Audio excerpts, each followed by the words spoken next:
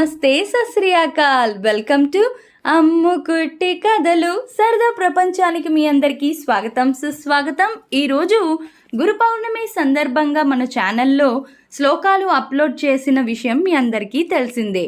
మరి ఆ గురు బ్రహ్మ గురు విష్ణు గురుదేవో మహేశ్వర గురు సాక్షాత్ పరబ్రహ్మ తస్మై శ్రీ గురవే నమః.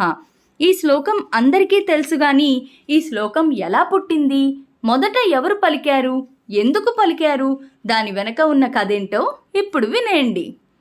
పూర్వం కౌత్సుడు అనే పేద పిల్లవాన్ని విద్యాధరుడు అనే గురువుగారు తన ఆశ్రమానికి పిలుచుకువచ్చి తనకు తెలిసిన అన్ని విద్యలు నేర్పించారు.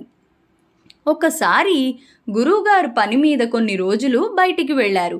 గురువుగారు తిరిగి వచ్చేంత వరకు కౌత్సుడు ఆశ్రమాన్ని చక్కగా చూసుకున్నాడు. గురువుగారు తిరిగి వచ్చిన కొన్ని రోజులకు కౌత్సుడి చదువు పూర్తయింది. కౌత్సుడిని తీసుకువెళ్ళడానికి తల్లిదండ్రులు వచ్చారు. కానీ కౌత్సుడు తాను గురువు దగ్గరే ఉంటానని, ఇంటికి రానని ఖరాఖండిగా చెప్పి తల్లిదండ్రులను వెనక్కి పంపాడు. వాళ్ళు వెళ్ళిన తర్వాత గురువు కారణం అడిగాడు. అప్పుడు కౌత్సుడు ఇలా చెప్పాడు, గురువుగారు, మీరు కొన్ని రోజుల క్రితం బయటకు వెళ్ళినప్పుడు మీ జాతకం చూశాను. మీరు సమీప భవిష్యత్తులో భయంకరమైన రోగంతో ఇబ్బంది పడతారు. అందుకే మిమ్మల్ని వదిలి వెళ్ళలేను అని చెప్పాడు. కొన్ని రోజులకు గురువుగారికి క్షయరోగం వచ్చింది. ఆ కాలంలో క్షయకు చికిత్స లేకపోవడంతో కాశీకి వెళ్ళి దాన ధర్మాలు పుణ్యకార్యాలు చేయాలని గురు శిష్యులు కాశీకి వెళ్ళారు. గురువుగారి రోగం చూసి కాశీ ప్రజలు వీళ్లను అసహ్యించుకున్నారు. కానీ కౌత్సుడు గురువుగారికి సేవలు చేస్తూనే ఉన్నాడు.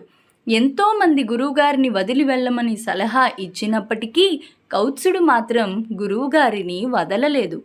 కౌత్సుడి గురువు భక్తికి మెచ్చి త్రిమూర్తులు అతన్ని పరీక్షించాలనుకున్నారు.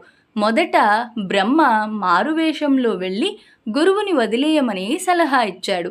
కౌత్సుడు బ్రహ్మ చెప్పిన మాటలు వినలేదు. మరలా విష్ణువు మారువేషంలో వచ్చి సలహా ఇచ్చినా కూడా కౌత్సుడు వినలేదు. చివరికి పరమేశ్వరుడు వచ్చినా వినలేదు. మెచ్చిన పరమేశ్వరుడు ఏదైనా సహాయం కావాలా అని అడిగాడు.